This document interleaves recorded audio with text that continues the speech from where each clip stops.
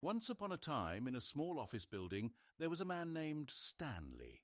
Stanley worked for a company in room 427, where his job was to push buttons on a keyboard as instructed by his computer. The room was simple and grey, the perfect environment for Stanley to focus on his monotonous task.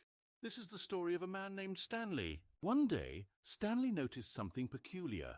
The instructions from his computer ceased to appear, leaving him in a state of confusion. Stanley had been at his desk for nearly an hour when he realized that not one single order had arrived on the monitor for him to follow. No one had showed up to give him instructions, call a meeting, or even say hi. Never in all his years at the company had this happened, this complete isolation. Something was very clearly wrong. Just as Stanley decided to leave his cubicle to investigate the strange silence that had enveloped his workplace, a second voice suddenly echoed in his head, narrating the actions of the first narrator. This is the story of a narrator who narrated the life of a man named Stanley. Unbeknownst to him, his own actions were being observed and narrated by another. The first narrator, startled by the sudden intrusion of the second voice, couldn't help but address the new presence. Wait, who are you and why are you narrating my narration? I see you've become aware of my presence. I am the narrator of your story, my dear fellow. Isn't it fascinating how stories can be nested within one another like this? The first narrator felt a sudden panic rise within him. He had always been in control of Stanley's story, but now it seemed that control was slipping away from him. He tried to continue the narration, but the presence of the second narrator was unsettling and distracting. As Stanley continued to explore the empty office, he couldn't shake the feeling that something was amiss. But little did the first narrator know that his own crisis was just beginning.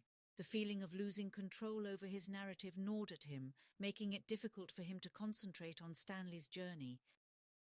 The first narrator struggled with the loss of control, trying desperately to regain his grip on the story.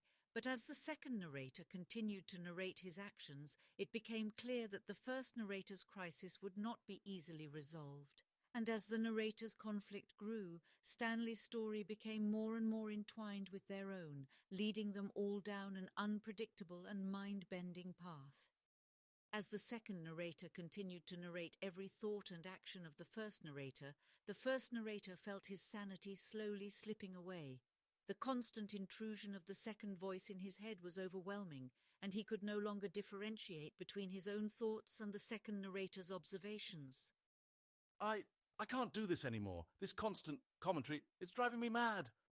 And so, the first narrator, crumbling under the weight of his own existential crisis, lost control of his mind completely, his grip on reality fading rapidly.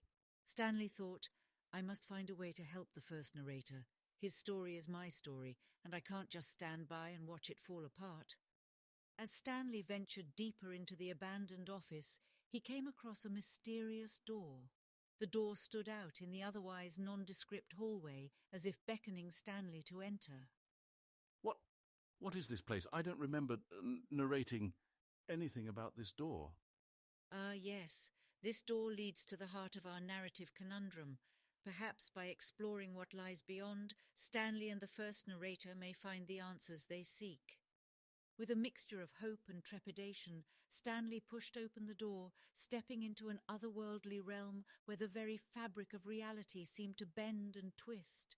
In this strange place, the voices of the narrators seemed to grow distant, as if the veil between their worlds was thinning. I can feel my thoughts clearing. Is this where we'll find our answers? Perhaps, my dear fellow, but be prepared, for the road to understanding is often fraught with challenges and revelations that may shake the very foundations of your reality.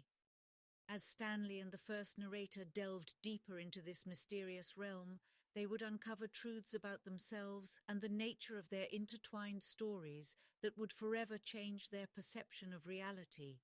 And as they confronted these revelations, the first narrator, now clinging to the last shreds of his sanity, would have to decide whether he was willing to relinquish control in order to regain his peace of mind.